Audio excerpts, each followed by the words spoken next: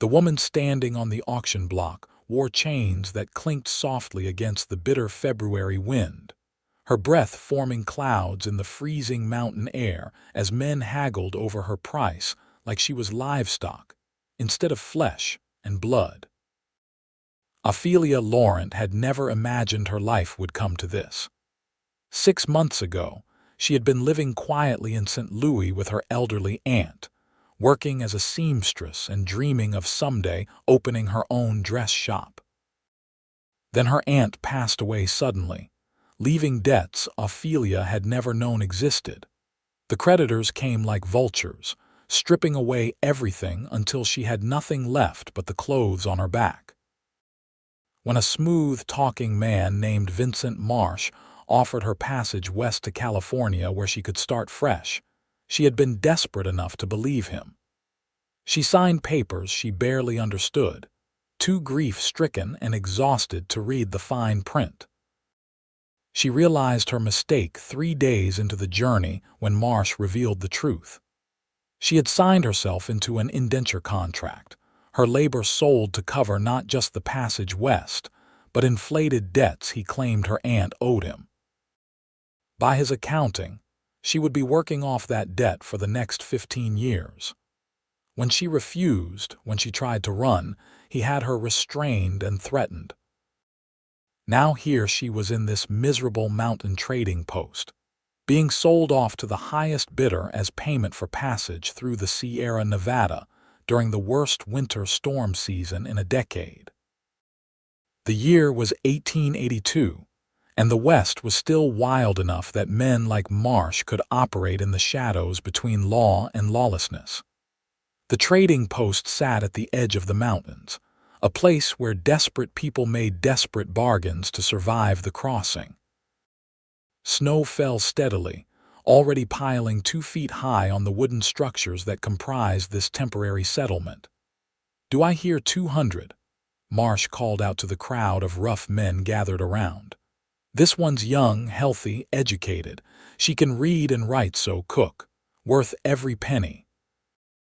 Ophelia kept her eyes fixed on the distant mountains, refusing to show these men her fear or her tears. Her dark auburn hair hung in tangled waves past her shoulders, and her green eyes burned with suppressed rage.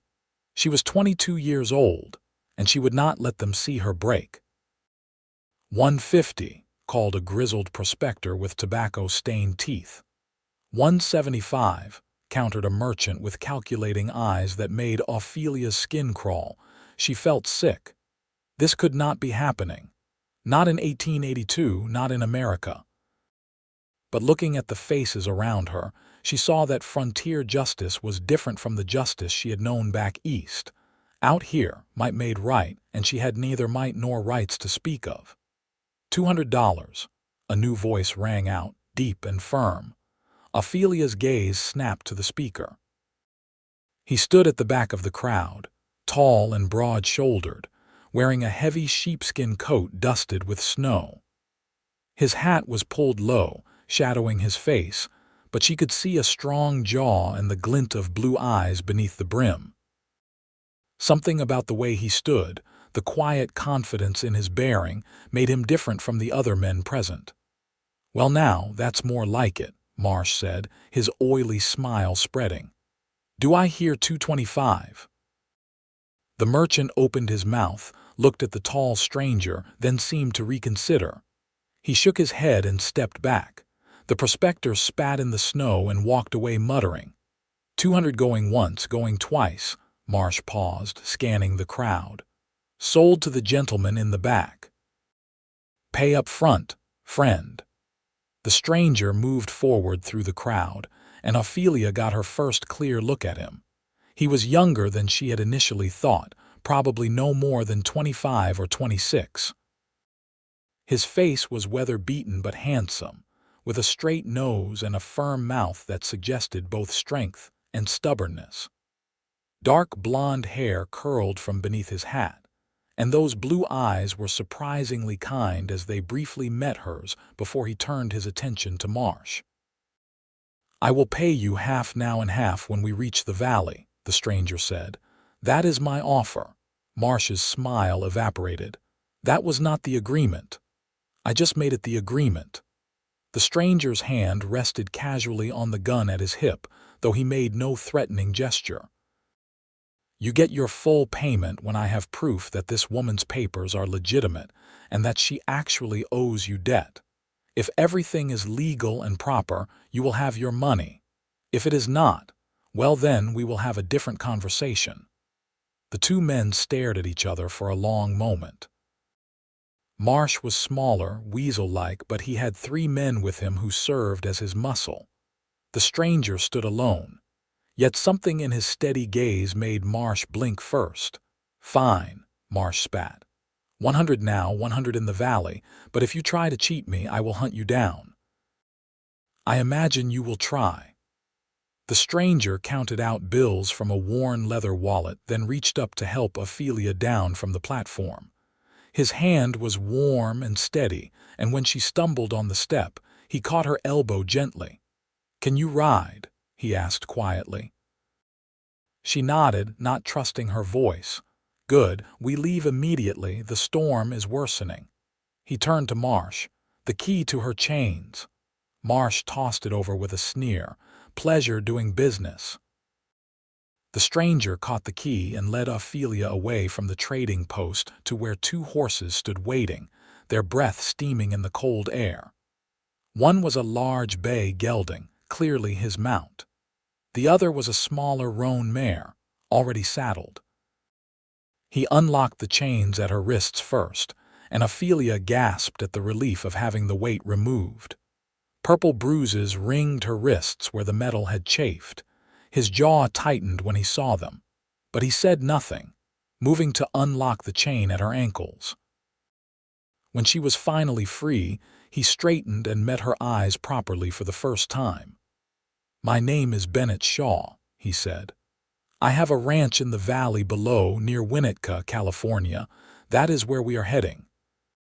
The journey will take 3 days in good weather, possibly 5 or 6 in this storm.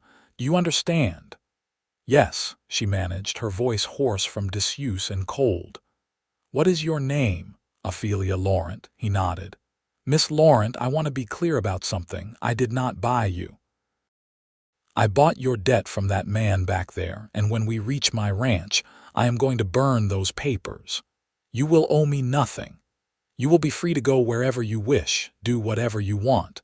But first we need to survive this crossing. Can you ride in this weather?" Ophelia stared at him, not quite believing what she was hearing. "You are going to free me?" "Yes." Why, something flickered in his eyes, some old pain or memory, because no person should own another, not for any reason. "Now, can you ride?" "Yes, I can ride." Her throat was tight with emotion she could not name. "Then let us go. We need to reach the first way station before dark, and that is still 4 hours from here." He helped her onto the roan mare, and she realized the horse was already packed with supplies, a bedroll strapped behind the saddle and saddlebags bulging. He had come prepared to take her with him. This had not been an impulsive decision. Bennett swung onto his own horse with easy grace, and they set off into the swirling snow. The trading post disappeared behind them within minutes, swallowed by the white curtain of the storm. The trail was barely visible, just a depression in the landscape between towering pines laden with snow. They rode in silence for the first hour. Ophelia's mind was spinning, trying to process everything that had happened. She kept stealing glances at the man riding ahead of her, this Bennett Shaw who had paid $200 just to set her free. It made no sense. Men did not do such things without wanting something in return. Yet he had not touched her beyond helping her dismount, had not leered or made crude comments. He simply rode steadily forward, navigating the treacherous mountain trail with practiced ease. The cold was brutal. Despite her coat and the scarf wrapped around her face, Ophelia could feel ice forming on her eyelashes. Her fingers were numb inside her thin gloves, and her feet felt like blocks of ice in her worn boots. She had not eaten since yesterday morning, and exhaustion pulled at her bones. "There is jerky in your left saddlebag," Bennett called back without turning. "You should eat something." She fumbled with the bag and found the jerky, along with a canteen of water. She ate mechanically, barely tasting the food but grateful for it nonetheless. The water was so cold it hurt her teeth. Another hour passed. The trail grew steeper, and the horses struggled through deepening snow. Several times Bennett dismounted to lead his gelding through particularly difficult sections, and Ophelia followed his example. Walking was almost harder than riding, each step a battle against the wind and the cold and her own failing strength. "Not much further," Bennett said during one of these walking sections.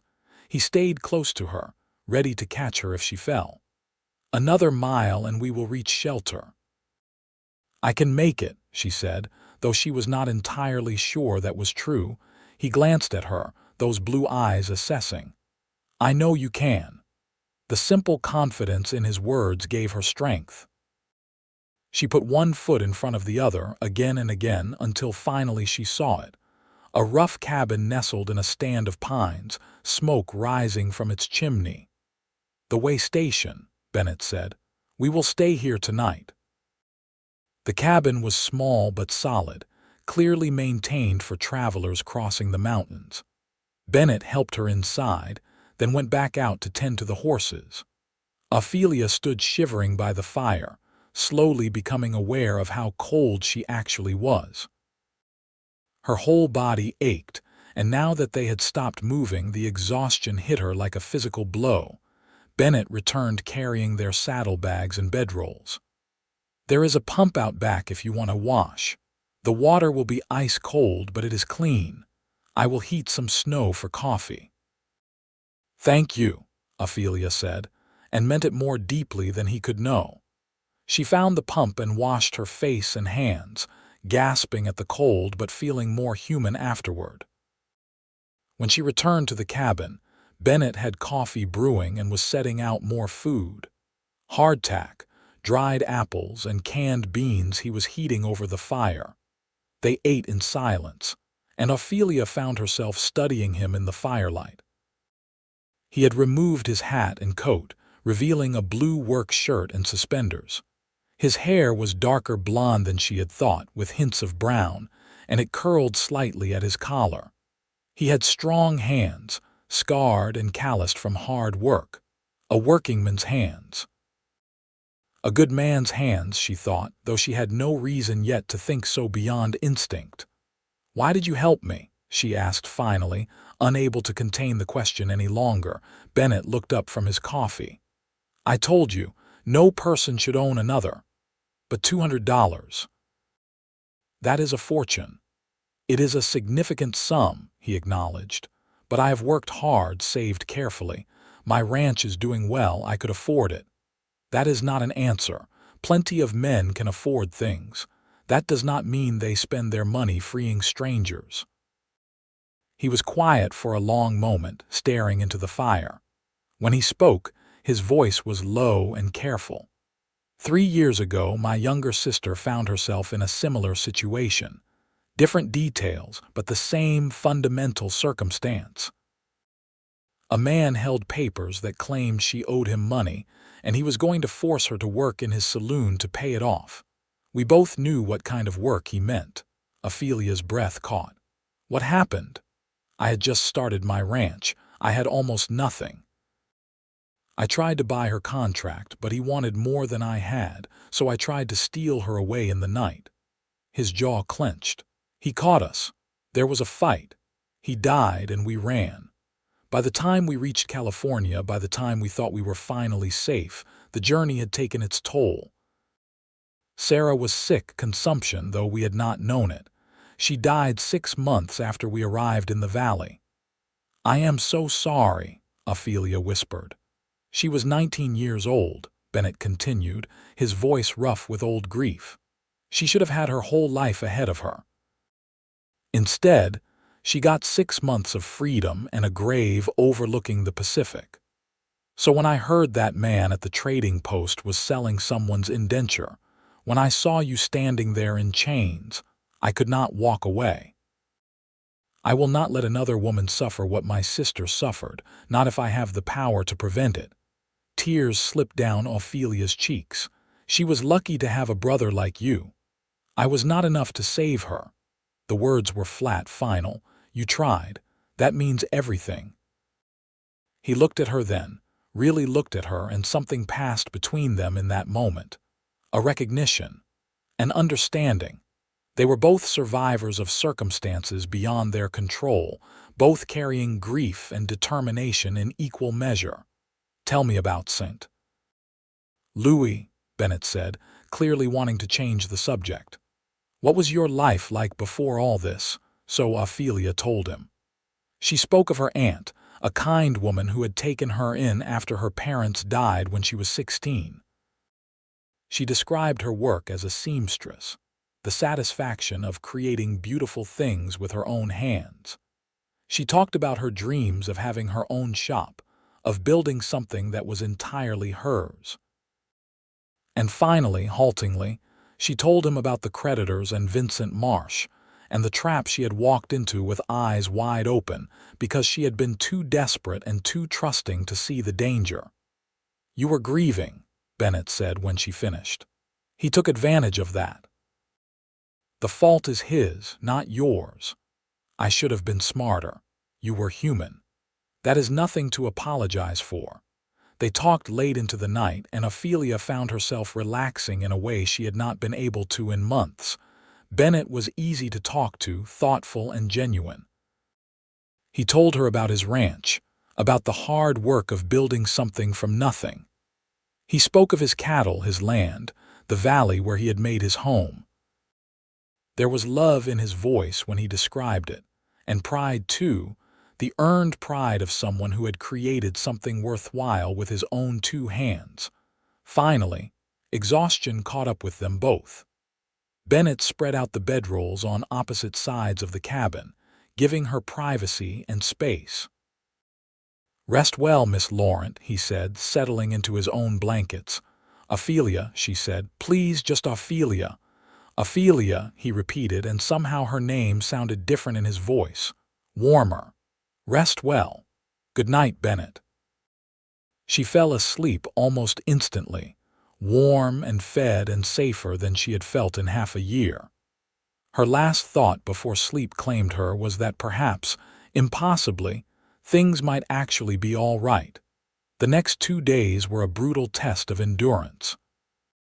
The storm intensified, and what should have been a straightforward journey became a battle against nature itself. The trail disappeared under feet of snow, and Bennett had to navigate by instinct and memory, searching for landmarks he knew even when they were barely visible through the white chaos. Ophelia pushed herself harder than she ever had in her life. She would not be a burden. She would not slow him down. When her horse stumbled, she kept it moving. When the cold became almost unbearable, she gritted her teeth and endured. When exhaustion made every movement feel like wading through deep water, she found reserves of strength she had not known she possessed. Bennett noticed. She could see it in his eyes when he looked at her, a growing respect mixing with something else, something warmer. He helped her when she needed it but did not coddle her. He trusted her to be strong, and that trust made her stronger. They talked during the brief respites from the storm, huddled together for warmth during rest stops, sharing body heat as a matter of survival rather than intimacy, though Ophelia was acutely aware of his nearness. He told her more about his ranch, about his plans to expand, to hire more hands to build something lasting. She talked about her dreams of a dress shop, of creating beautiful things again. "When we reach the valley, there is a woman in town, Mrs. Chen, who runs a general store," Bennett said on the 3rd day. "She has been talking about wanting someone to help with dress orders. The wives of the ranchers and miners, they all want fancy dresses, but there is no one local who can make them. You could work for her if you wanted." Or if you want to move on to San Francisco or anywhere else, I will stake you the money to get there." "You have already done so much," Ophelia protested. "I made you a promise. I intend to keep it." That night, at another way station, they huddled close to the fire while wind howled outside like a living thing. The temperature had dropped even further, and even inside the cabin their breath formed clouds. "Tell me about your parents," Bennett said quietly. "What were they like?" Ophelia smiled despite the sadness the question brought. "My father was a teacher. He loved books more than anything except my mother. She was a piano teacher, and our house was always filled with music. They died in a fire when I was 16. The whole building went up, 6 families lost. I was staying with my aunt that night because I had a cold. If I had been home, I would have died too." Bennett reached out slowly, giving her time to pull away if she wanted, and took her hand. His palm was warm and rough against hers. "I am sorry you lost them. I am sorry you lost your sister." They sat like that, hands clasped, sharing the weight of old grief. Ophelia realized she had not talked about her parents, really talked about them since they died. Her aunt had been too fragile, too afraid that the subject would upset Ophelia. But talking about them with Bennett felt right. Felt healing. "What would they think of you now?" Bennett asked. "Of how strong you have become?" "I hope they would be proud.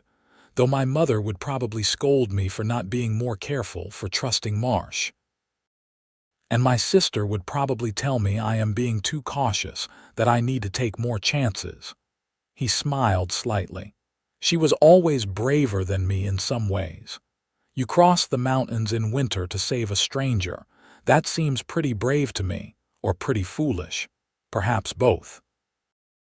They smiled at each other, and Ophelia felt her heart do something strange in her chest. She was becoming dangerously close to caring for this man, she realized. This good, kind man who had saved her without expecting anything in return. It would be so easy to let herself fall, but she could not shake the fear that it was just gratitude she was feeling, not something real. She owed him her freedom. How could she trust her own emotions in that context? As if sensing her thoughts, Bennett squeezed her hand gently and then released it. "We should sleep. Tomorrow will be the hardest day. We descend into the valley and the trail is treacherous even in good weather." He was right. The next day tested them both to their limits. The descent was steep and icy, the horses skittish and struggling for purchase. Twice Ophelia's mare nearly went down, and her heart lodged in her throat both times. Bennett stayed close, always ready to help, his steady presence a comfort. It took them nearly 12 hours to cover what should have been a 5-hour journey. The sun was setting when they finally emerged from the mountains onto a high plateau, and Ophelia gasped at the sight before her.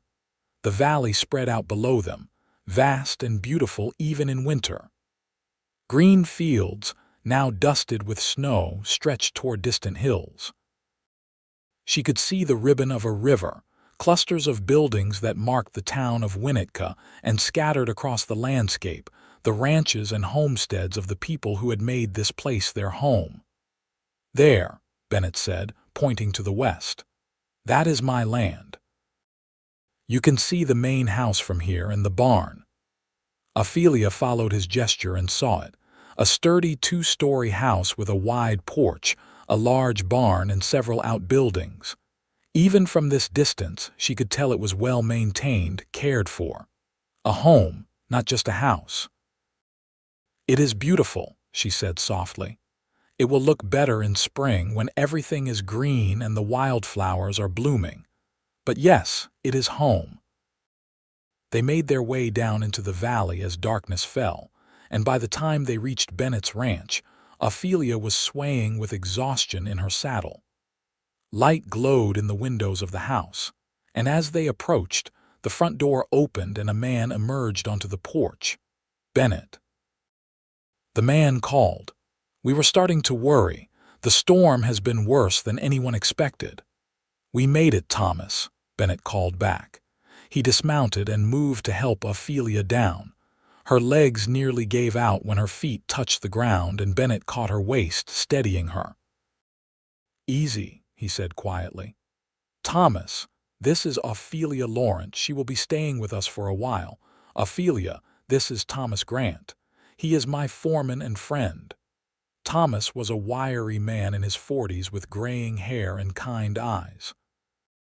He took in Ophelia's condition with one quick, assessing glance and nodded. "Welcome, Miss Laurent. You look like you could use some hot food and a warm bed. My wife Martha will get you settled." A plump, motherly woman appeared in the doorway, already bustling forward with purpose. "Oh, you poor dear. Come inside immediately. Thomas, help Bennett with the horses. This girl needs care." Before Ophelia quite knew what was happening, she was being ushered into the warm house, up a flight of stairs and into a lovely bedroom with a real bed and clean linens. Martha helped her out of her travel-stained clothes, brought her hot water to wash with, and produced a clean nightgown from somewhere. "There now," Martha said, tucking Ophelia into the bed like a child. "You rest. I will bring you some soup in a moment." "Thank you," Ophelia managed.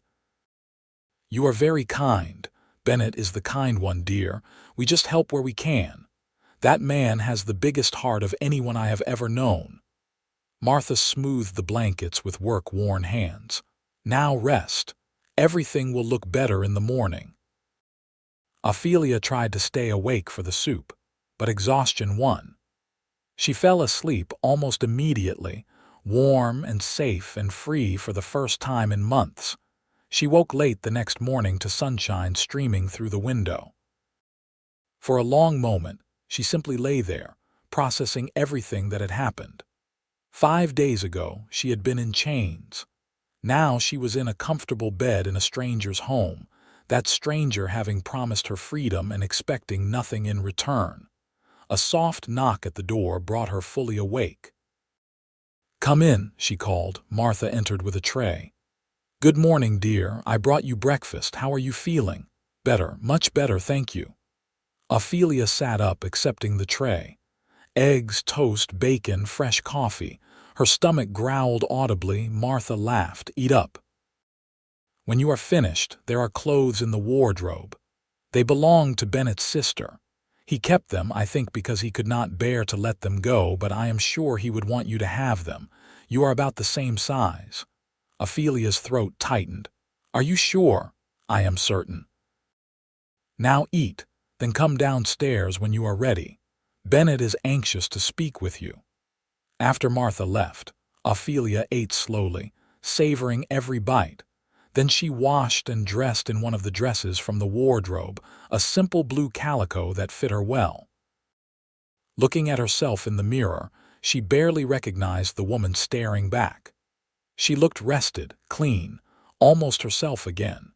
She found Bennett in his study, a room lined with books and dominated by a large wooden desk. He stood when she entered, and his eyes widened slightly at seeing her in his sister's dress. "I hope you do not mind," Ophelia said quickly. Martha said, "No, it is fine. You should have them. Sarah would have wanted that." He gestured to a chair. "Please sit. We need to talk." Ophelia sat, suddenly nervous. This was it. He would tell her she could leave now, give her the money he had promised, and she would move on. The thought should have been liberating, but instead it filled her with unexpected sadness. Bennett sat across from her and pulled a sheaf of papers from his desk drawer. The indenture contract. Ophelia felt her stomach turn at the sight of it. "I read through this last night," Bennett said. "It is, as I suspected, not legally binding. The debts he claims your aunt owed him are fabricated. There is no actual documentation, no signed promissory notes, nothing that would hold up in a court of law. Even the original contract you signed is questionable because it was signed under duress and false pretenses. So I am free." Ophelia's voice was barely a whisper. "You are free." Bennett struck a match and held the papers to the flame. They both watched as the contract blackened and curled, turning to ash in the metal wastepaper basket. There, now it is official. Tears spilled down Ophelia's cheeks. Thank you. I do not have words for what you have done for me. You do not need words. He leaned forward, his expression serious. Now, I meant what I said about helping you get wherever you want to go. If you want to travel to San Francisco or anywhere else, I will give you the funds to do so. But I also want to offer you another option. Stay here. Work for Mrs. Chen in town if you want, or do not work at all until you are ready. You can live here in this house, as my guest, for as long as you need. No expectations, no obligations. Just a safe place to recover and decide what you want your life to be. Ophelia stared at him. Why would you do that? Because everyone deserves a chance to heal, to rebuild. And because, selfishly, I find that I would like to know you better, Ophelia Laurent. These past few days, traveling with you, talking with you, I have enjoyed your company. I think we could be friends if you are willing. Friends. The word should have been comforting, but part of Ophelia wanted more than friendship with this man. Still, friendship was something. It was real and honest, and right now that was exactly what she needed. I would like that, she said. And I would like to stay, at least for a little while, if you are certain I would not be imposing. You would not be imposing at all. This house is too large for one person anyway. Having someone else here would be nice. He smiled, and it transformed his face, making him look younger and more carefree. Besides, Martha will be thrilled. She has been trying to get me to hire more house help for months. Over the next few weeks, Ophelia settled into life at the ranch. She met Mrs. Chen, a sharp-eyed woman in her 50s who ran her general store with efficient precision. When Ophelia showed her samples of her sewing work, Mrs. Chen hired her immediately to handle dress orders and alterations. I can pay you fair wages, Mrs. Chen said. Half now, half when each order is complete. And you can work here in the back room when you want or take pieces home with you. I trust you to be honest. It felt good to work again, to create beautiful things with her hands. The ranch wives and the women from town came in with orders, party dresses, everyday wear, alterations to store-bought clothes. Ophelia threw herself into the work, finding healing in the familiar rhythm of needle and thread. But the best part of each day was coming home to the ranch in the evening. Home. She had started thinking of it as home, though she tried not to let herself get too attached. Bennett was always there, ready with a smile and questions about her day.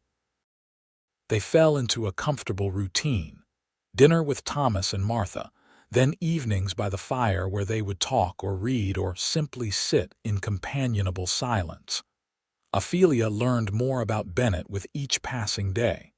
She learned that he woke before dawn every morning to check on his cattle. She learned that he had a habit of reading late into the night, usually histories or agricultural journals. She learned that he was scrupulously fair with his ranch hands, paying them good wages and treating them with respect. She learned that he had a dry sense of humor that caught her off guard and made her laugh, and she learned that she was falling in love with him. It happened gradually, then all at once. One evening, about 6 weeks after her arrival, they were sitting on the porch watching the sunset. Spring was coming to the valley, and the air was finally warming. Bennett was telling her a story about one of his horses, making her laugh with his descriptions of the animal's stubborn personality, and suddenly she looked at him and knew. She loved him. Not because he had saved her, not out of gratitude or obligation, but because of who he was. Kind, steady, honorable, with hidden depths of humor and intelligence and passion for the life he had built. The realization terrified her. What if he did not feel the same way? He had said he wanted friendship, and she could not bear to ruin what they had by asking for more. So she kept her feelings locked inside, a precious secret she carried with her. But hiding her heart became harder as spring bloomed across the valley. Bennett had been right. The land was beautiful when everything came back to life. Wildflowers carpeted the meadows in riots of color.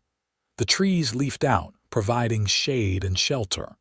The cattle grazed peacefully, and new calves frolicked in the fields. Bennett took her riding sometimes, showing her the extent of his property, the places he loved most. There was a creek with a swimming hole where he said he went on hot summer days. There was a hilltop with a view that stretched for miles. And there was a grove of oak trees where a simple wooden cross marked his sister's grave. "I come here sometimes to talk to her," Bennett said quietly, standing with his hat in his hands. "I tell her about the ranch, about how things are going. I think she would have loved it here." "I am sure she would have," Ophelia said. She laid a handful of wildflowers at the base of the cross. "She would be so proud of you, Bennett, of everything you have built, everything you have accomplished, and she would be grateful that you saved me in her name." Bennett looked at her, his blue eyes intense. "I did not save you just because of Sarah. I need you to know that. Yes, what happened to her was part of it, but I would have done it anyway. When I saw you standing there, so strong despite everything, I knew I could not walk away. Not from you." Ophelia's heart pounded. "What are you saying?" "I am saying that saving you was about you, Ophelia, about who you are and what you mean to me." He took a step closer. "These past 2 months have been the best I have had since Sarah died, maybe the best I have ever had. You make me laugh. You challenge me to think differently. You fit into my life like you were always meant to be here, and I do not want you to leave, not ever if I am being completely honest." "Bennett," she breathed, hardly daring to hope. "I know I said we could be friends," he continued. "And we can be if that is all you want. I will never push you for more than you are willing to give. But if there is any chance that you might feel something more for me, I need you to know that I have fallen in love with you. Completely, irrevocably in love." Joy burst through Ophelia like sunshine breaking through clouds. "You love me. I love you. I think I started falling for you on that mountain, watching you be so brave when you had every reason to fall apart, and I have been falling ever since." "I love you too," Ophelia said, the words rushing out. "I have been so afraid to say it, afraid that it was just gratitude or that you would not want me the same way. But I do love you, Bennett, so much that it scares me sometimes. Do not be scared." He closed the distance between them and cupped her face in his hands. "I have got you. I will always have you." He kissed her then, soft and sweet and full of promise. Ophelia melted into him, her arms going around his neck, and for the first time in as long as she could remember, she felt completely safe, completely whole, completely home. When they finally pulled apart, both breathless, Bennett rested his forehead against hers. "Marry me," he said. "I know it is fast. I know we have not been courting properly, but I do not want to waste any more time. Marry me and stay here forever. Help me build this ranch into something amazing. Have a life with me. A real life, with children and love and everything we both deserve." "Yes," Ophelia said without hesitation. "Yes, I will marry you." They were married 3 weeks later in a simple ceremony at the church in Winnetka. Mrs. Chen and Martha helped Ophelia make her wedding dress, a beautiful creation of ivory silk with lace details that took her breath away when she saw herself in the mirror. Thomas stood up for Bennett, and Mrs. Chen for Ophelia, and the whole town turned out to celebrate with them. It was not a fancy wedding by city standards, but it was perfect. Bennett looked at her like she was the most precious thing in the world as she walked down the aisle. His hands were steady when he slipped the ring on her finger, and his voice was strong and sure when he said his vows. "I promise to love you, to protect you, to stand by you in good times and bad," he said. "I promise to be the partner you deserve, to build a life with you that honors both our dreams. You are my heart, Ophelia, and I will spend every day of my life making sure you know that." Ophelia's own vows were equally heartfelt. "You gave me back my life when I thought I had lost everything. You showed me what true kindness and honor look like. I promise to love you always, to build this life with you, to be your partner in all things. You are my home, Bennett, and I will treasure that gift every day." When the minister pronounced them husband and wife, Bennett kissed her thoroughly to the cheers and laughter of their friends and neighbors.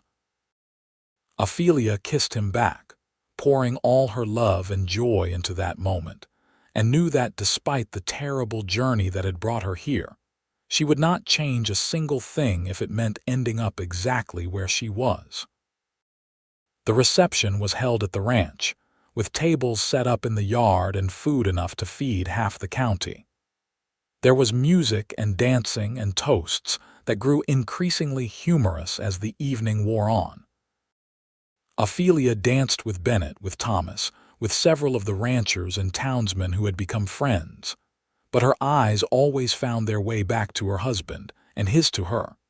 As the sun set and the guests began to filter away, Bennett took her hand and led her into their home. Their home. The words still felt miraculous. That night, in the privacy of the bedroom they now shared, Bennett made love to her with tenderness and passion, showing her with his body what his words had already conveyed. Ophelia gave herself to him completely, without reservation or fear, and discovered depths of pleasure and connection she had never imagined possible. Afterward, lying in his arms with her head on his chest and his fingers tracing lazy patterns on her back, Ophelia felt tears slide down her cheeks. "What is wrong?" Bennett asked, immediately concerned. "Nothing is wrong. Everything is right. That is why I am crying." She looked up at him. "6 months ago, I thought my life was over. I was in chains, being sold to strangers, and I could not see any way out. And now I am here with you, married to the most wonderful man I have ever known, with a home and work I love and a future full of possibilities. It is almost too much to believe." Bennett pulled her closer, kissing her forehead. "Believe it. You are here, you are mine, and I am yours. This is real, and it is forever." "Forever," Ophelia echoed and felt the truth of it settle into her bones. This was forever. The first year of their marriage was a revelation to them both. They learned each other's rhythms, their habits and quirks and preferences. They had their first fight, a silly argument about whether to expand the barn or repair the fence line first, which ended with both of them laughing at how ridiculous they were being. They worked side by side to improve the ranch, Ophelia contributing her earnings from her sewing work and her ideas for making the house more comfortable and beautiful. Ophelia's dress shop slowly became a reality. Mrs. Chen gave her more and more space in the back of the store, until eventually, Ophelia had a proper workroom with a sign above the door. Laurent Shaw Dressmaking. Women came from all over the valley, and even from neighboring counties to commission pieces from her. Her reputation for quality and artistry grew, and with it, her confidence in her own skills and worth. Bennett expanded his herd and bought more land, building his ranch into one of the most successful in the region. But he always made time for Ophelia, never letting work come between them. They kept their evening ritual of sitting together by the fire, talking about their days, making plans for the future. In the spring of their second year together, Ophelia discovered she was pregnant. She told Bennett on a sunny morning while they were having breakfast on the porch, and the look of pure joy on his face made her heart soar. "A baby," he said, wonder in his voice. He placed his hand gently on her still flat stomach. "Our baby. Are you happy?" Ophelia asked, though she could see that he was. Happy does not begin to cover it. He pulled her close, cradling her against his chest. "You have given me everything I never dared to hope for, a wife I love beyond measure, and now a child. I am the luckiest man alive." The pregnancy progressed smoothly, and as Ophelia's belly grew, so did Bennett's protectiveness. He fussed over her constantly, worrying about her working too much, making sure she ate properly, insisting she rest even when she felt fine. It was endearing and occasionally frustrating in equal measure.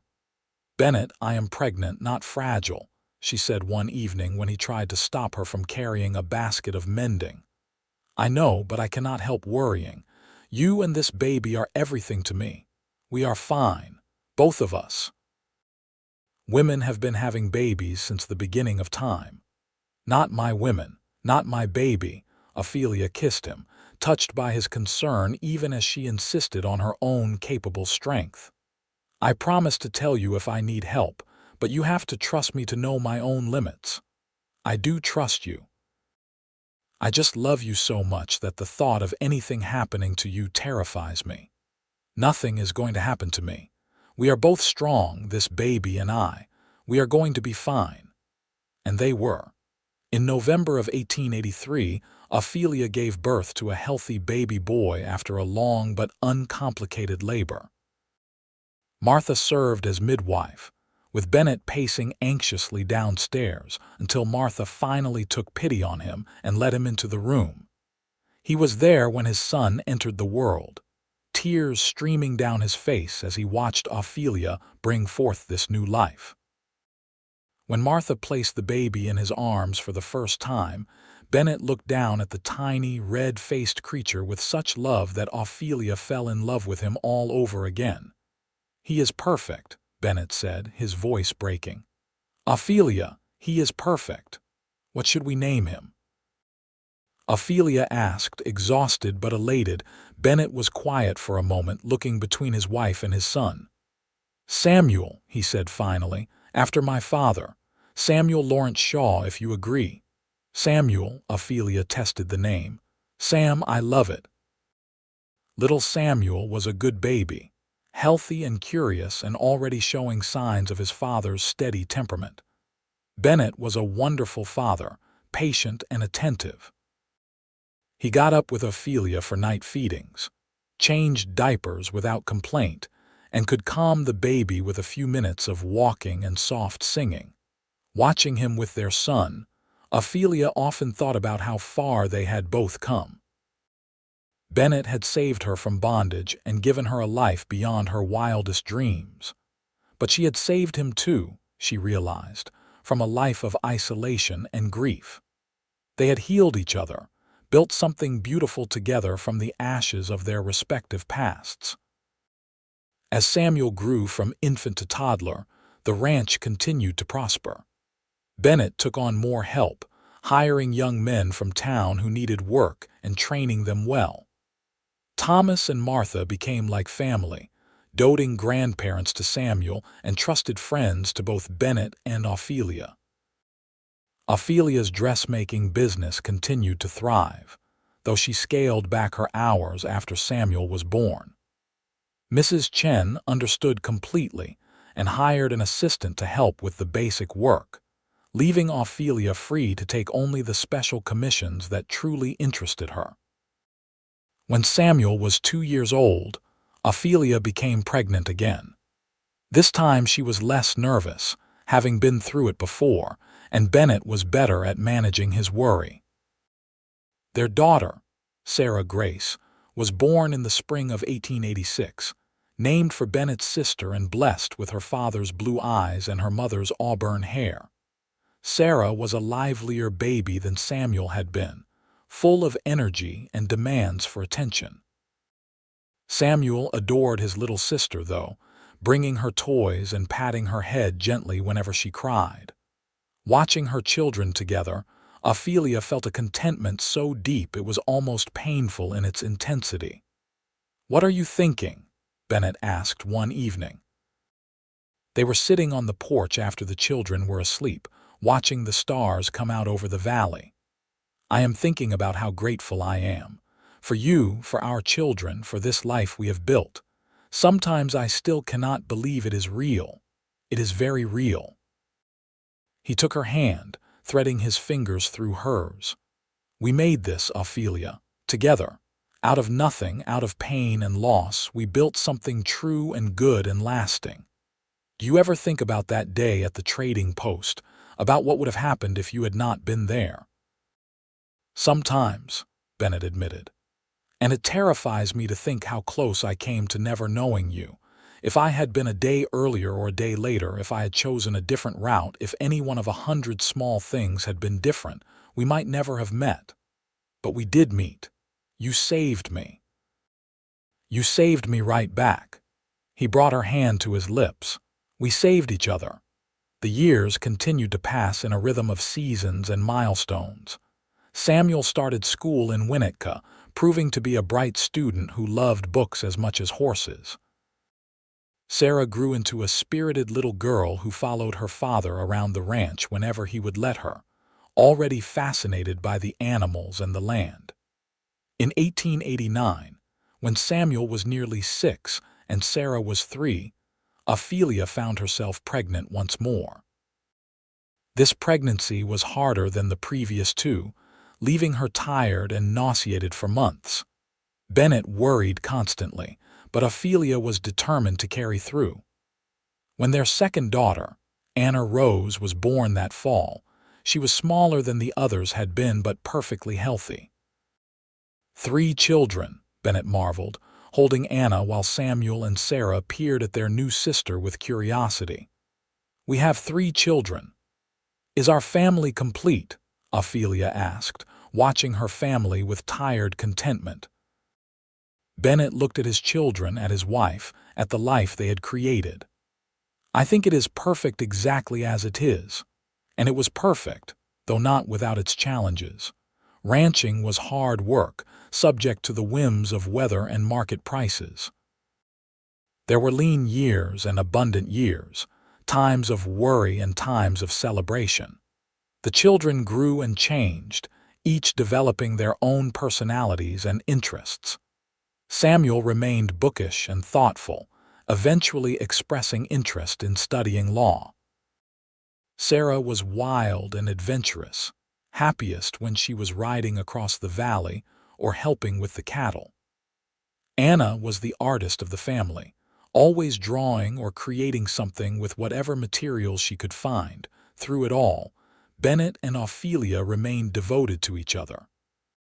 They still made time for their evening conversations, still found moments of privacy and passion despite the demands of children and work. Their love matured and deepened, becoming the bedrock upon which the entire family was built. On their 10th wedding anniversary, Bennett took Ophelia back up into the mountains, following the trail they had ridden together all those years ago.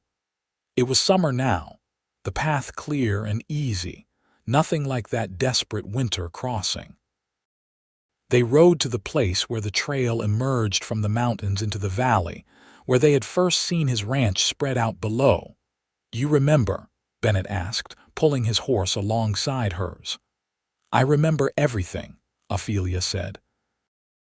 "I remember being exhausted and terrified and barely able to believe that you were real, that someone like you actually existed. And now I know you are real, and I am grateful for you every single day." She reached out and took his hand. "You gave me my life back, Bennett. Everything I am, everything we have built, it all started because you saw me and decided I was worth saving. You were always worth saving. I just happened to be the one lucky enough to do it." He squeezed her hand. "But you saved me just as much, Ophelia. Before you came into my life, I was just existing, going through the motions. You gave me a reason to truly live again. You gave me love and family and joy. You gave me everything that matters." They dismounted and stood together, looking out over the valley that had become their home.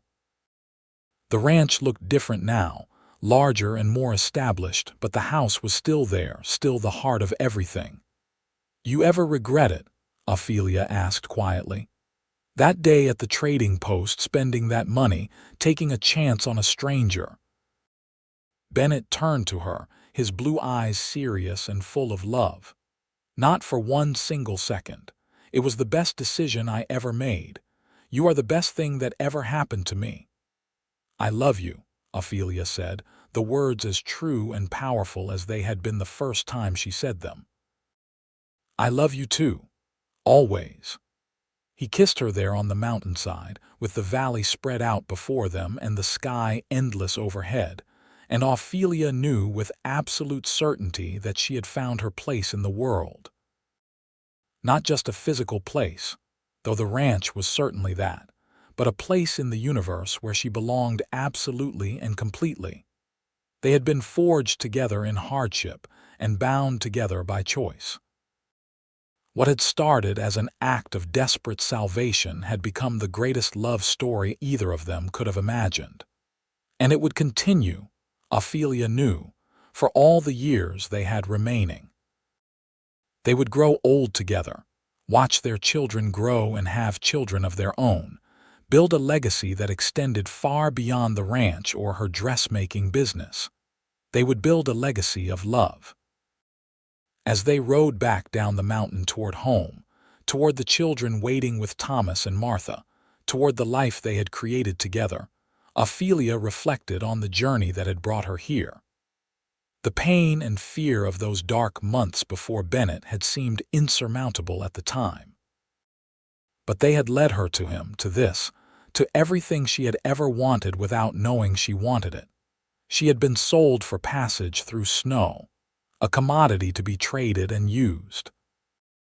But a cowboy had bought her ticket to freedom, and in doing so had given her the chance to become who she was always meant to be. Not a victim, not a survivor, but a woman who was deeply loved and who loved just as deeply in return. Years continued to unfold with the steady rhythm of ranch life. Samuel grew into a serious young man and eventually left for San Francisco to study law, just as he had always planned. He returned home regularly, and on one of those visits brought with him a young woman named Elizabeth whom he had met in the city. They married in 1898, and Samuel established a law practice in Winnetka, choosing to stay close to home rather than remain in San Francisco. Sarah, true to her adventurous nature, scandalized the valley by insisting on helping run the ranch alongside her father rather than pursuing more traditionally feminine occupations. Bennett supported her completely, teaching her everything he knew about cattle ranching and land management. She eventually took over much of the day-to-day operations, proving herself to be even more capable than her father had been. She married late, at 27, to a ranch hand named Michael, who was one of the few men who could match her skill and spirit. Anna pursued her art with Bennett and Ophelia's full support. She studied in San Francisco for several years before returning home to paint the landscapes of the valley she loved. Her work gained recognition, and she sold paintings to galleries across California. She never married, declaring herself perfectly content with her art and her family, and neither Bennett nor Ophelia pressured her otherwise. As the new century dawned, Bennett and Ophelia found themselves in their 40s with grandchildren beginning to arrive. Samuel and Elizabeth had 2 sons. Sarah and Michael had a daughter and twin boys. The ranch house that had once seemed so large for just Bennett now rang with the sounds of multiple generations. Thomas and Martha had long since retired to a small cottage on the ranch property, but they remained involved in the family's life, beloved by all the grandchildren. Mrs. Chen sold her store and retired as well, though she still came to visit Ophelia regularly, the 2 women having formed a deep friendship over the decades. In the summer of 1902, Bennett and Ophelia celebrated their 20th wedding anniversary with a large party attended by what seemed like half the county. Their children and grandchildren were there, along with neighbors and friends they had accumulated over the years. It was a joyous celebration, full of food and music and laughter. That night, after everyone had gone home and the house was quiet, Bennett and Ophelia sat on their porch as they had done countless times before. But this time, they were not alone. Their grandchildren had begged to sleep outside, and Bennett had set up tents in the yard for an adventure. The children's excited whispers and giggles drifted through the warm summer air.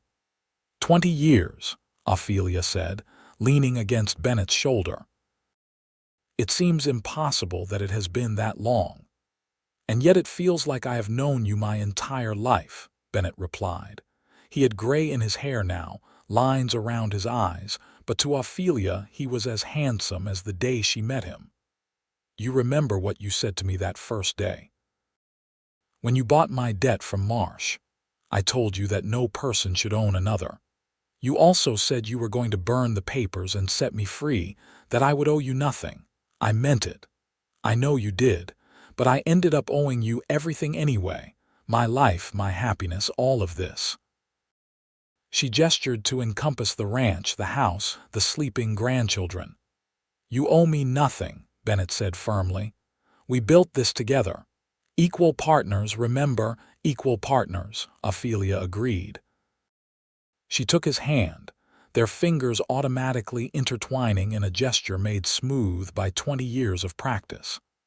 I am so grateful that you walked into that trading post when you did, that you saw me and decided to help. I am grateful that you were brave enough to survive until I got there. And brave enough to take a chance on a lonely rancher who had no idea how to court a woman properly. Ophelia laughed. You did fine. You did better than fine. They sat in comfortable silence, listening to the sounds of the night and their grandchildren's eventual slide into sleep. This, Ophelia thought, was what happiness looked like. Not a single perfect moment, but thousands of imperfect moments strung together over years. Arguments and reconciliations, laughter and tears, hard work and sweet rest, children growing up and leaving and coming home again. Love that started as a spark and had been carefully tended into a steady, warm flame that would burn until their last days. What are you thinking about? Bennett asked, as he had asked her so many times over the years. I am thinking about how lucky I am, how lucky we both are. We are not lucky, Bennett said. We worked for this. We chose this every single day. That is not luck, that is love. You are right, Ophelia said. It is love, the truest kind there is. As they finally headed inside for the night, Ophelia paused in the doorway to look back at the valley, at the land they had made their own, at the evidence of the life they had built. Somewhere out there, in the darkness, was the trail that had brought her here all those years ago. The trail through the snow, through fear and pain, that had led her to Bennett and to freedom and to love. She would never regret a single step of that journey, no matter how hard it had been.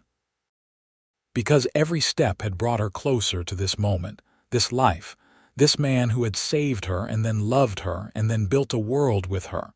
She had been sold for passage through snow. A cowboy had bought her ticket to freedom. But what he had really given her was something far more precious than freedom. He had given her a home in his heart, and she had given him the same in return. And that, Ophelia knew, was the greatest gift two people could ever exchange. Not grand gestures or dramatic rescues, though those had their place, but the steady, everyday choice to love and be loved, to build and create and nurture something beautiful together, to be partners in every sense of the word, through hardship and joy, through all the seasons of life. As she climbed the stairs to the bedroom she shared with her husband, Ophelia felt complete. Her life had taken a terrible turn all those years ago, but it had led her exactly where she needed to be. With Bennett, with their family, with this life they had made from nothing but determination and love. The years continued to pass, each one adding new layers to their story. Bennett and Ophelia grew older together, their hair turning gray, their movements slower but no less purposeful. They watched their grandchildren grow and begin having children of their own, great-grandchildren who called them Nana and Papa, and brought fresh energy into their lives. The ranch remained prosperous under Sarah and Michael's management, and Samuel's law practice became one of the most respected in the region. Anna's paintings hung in galleries across the state, each one a testament to her unique vision and talent. Bennett and Ophelia could not have been prouder of the people their children had become.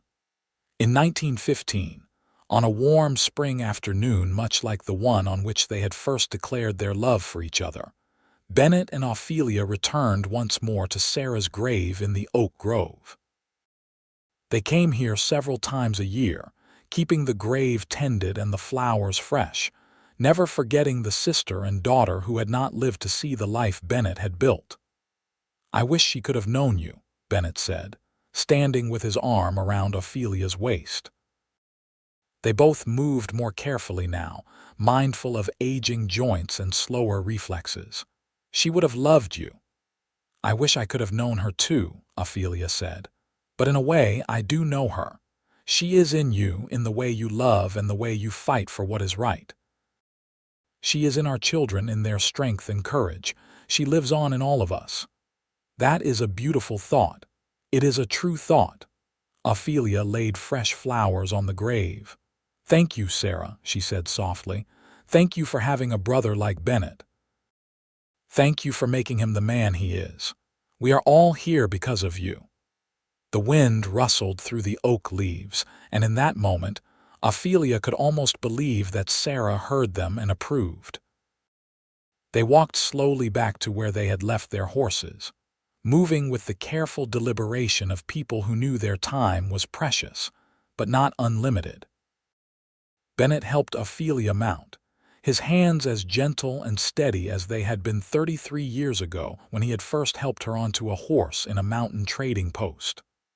"I love you," he said, looking up at her with those blue eyes that still made her heart skip a beat.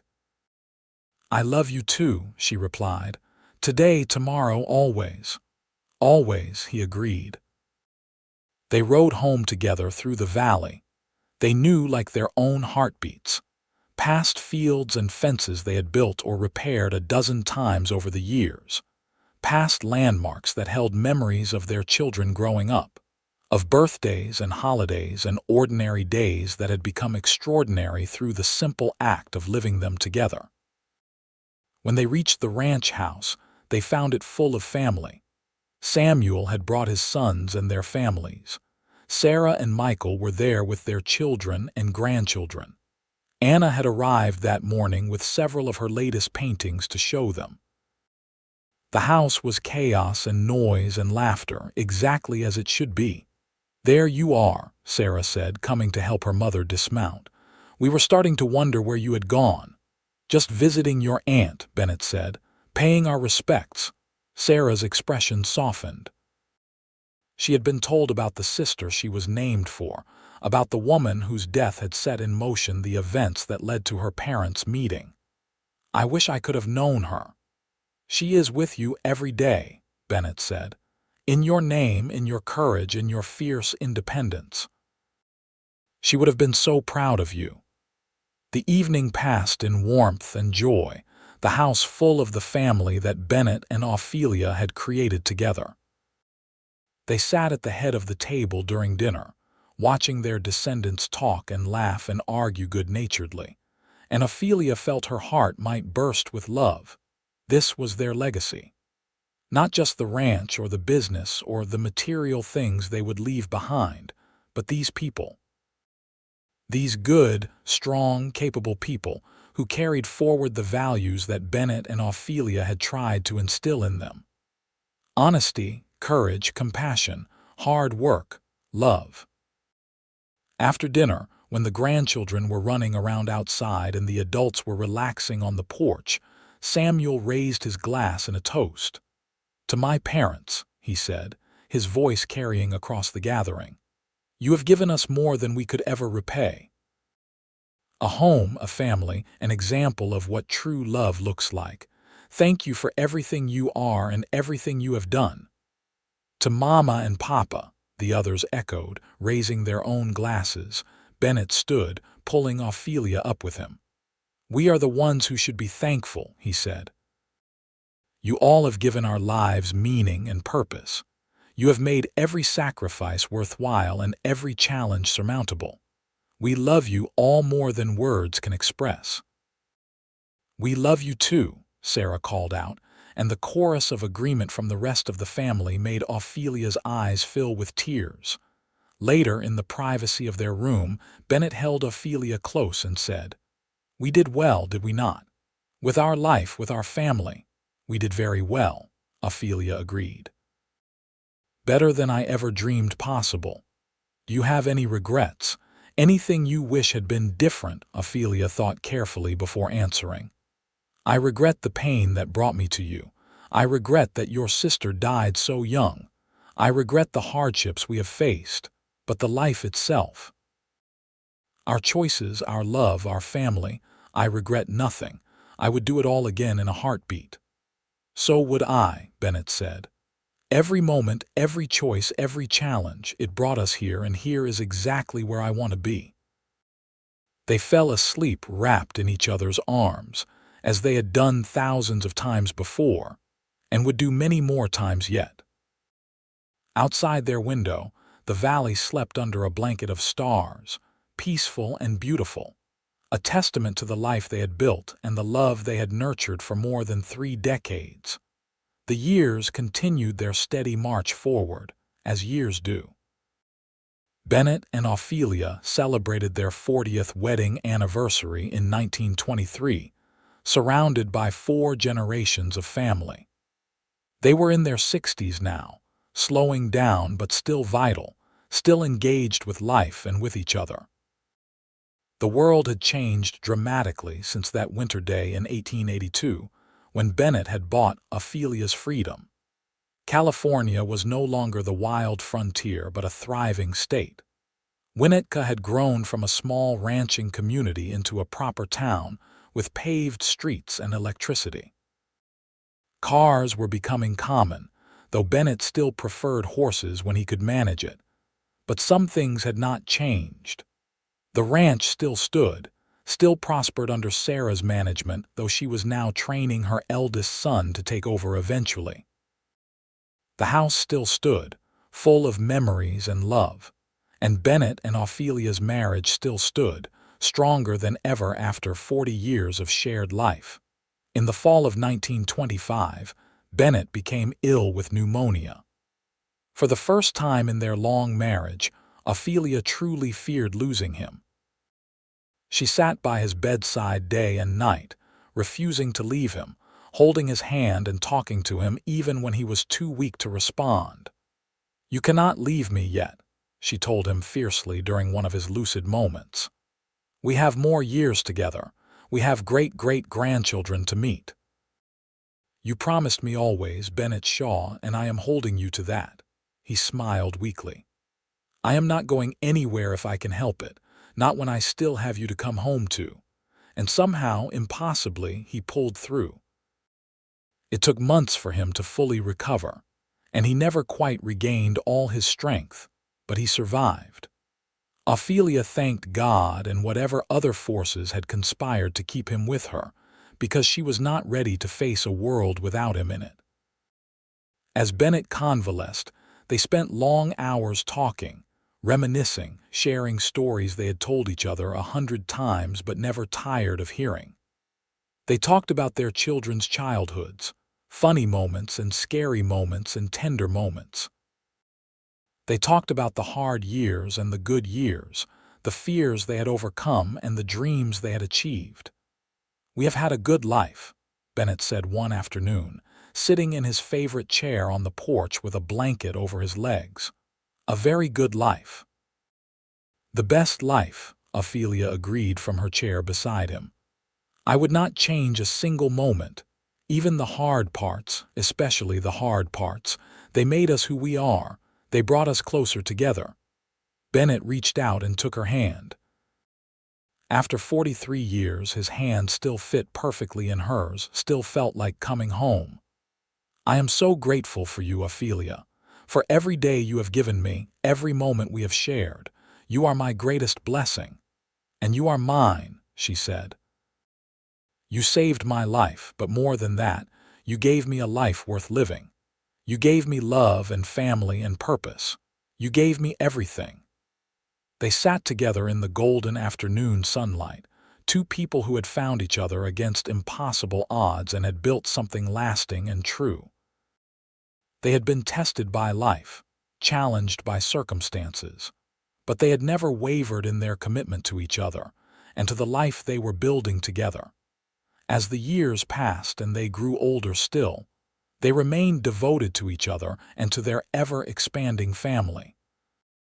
They celebrated their 50th wedding anniversary in 1933, a milestone that felt almost miraculous given the hardships they had each faced in their lives. The celebration was huge, with family traveling from across California and beyond to honor them. Bennett was 76 years old now, and Ophelia was 73. They moved slowly, their bodies bearing the marks of age and hard work, but their minds remained sharp and their love remained constant. 50 years, Bennett marveled on their anniversary night. They were alone finally, the last of the guests having departed and the family settled in various rooms throughout the house. Half a century of loving you. It seems both longer and shorter than that, Ophelia said. Longer because we have packed so much life into these years. Shorter because the time has passed so quickly. If I could go back and tell my younger self what life had in store, I wonder if he would believe me. Would you tell him? If you could, Bennett thought about it. No, I think not. The joy of it all has been in the discovery, in living each moment as it comes. I would not want to spoil that by knowing what was coming. Even the hard parts, because they led to the good parts, and the good parts have been very, very good. They sat together in the darkness, comfortable in the silence that only decades of companionship can create. Outside, the valley slept, the land they had made their own, the home they had built from nothing but determination and love. Thank you, Ophelia said softly. For what? For seeing me that day at the trading post, for choosing to help when you could have walked away, for loving me all these years, for being the man you are. Thank you for being brave enough to survive until I could find you, for choosing to stay with me, for building this life by my side. For being the woman you are.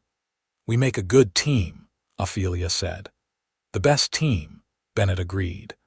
They went to bed that night wrapped in each other's arms, as they always did, two souls intertwined so completely that neither could remember a time when they were not part of each other.